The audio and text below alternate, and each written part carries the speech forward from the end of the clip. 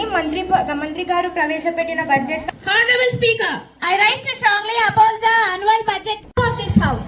I rise today to present the Road Awareness Bill 2025 on behalf of the Ministry of Transport.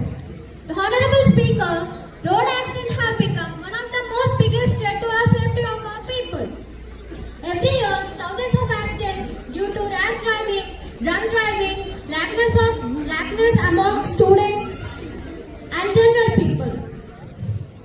Our state including districts like Nagar Karnool, Vanaparthi, Mahabub Nagar and Hyderabad were occurring increasing road accidents in recent years.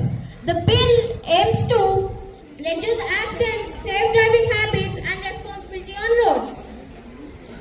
The bill proposes stronger enforcement of rules such as no helmet, fine plus safe consoling, no seat belt, fine, overspeeding, fine plus awareness classes, drunk driving, street penalty.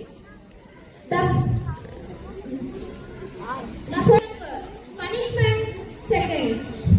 If this bill is passed, responsibility. Honorable Speaker, through the bill, the Minister of Transport seeks the cooperation of the House to create a safe, disciplined and responsible road culture.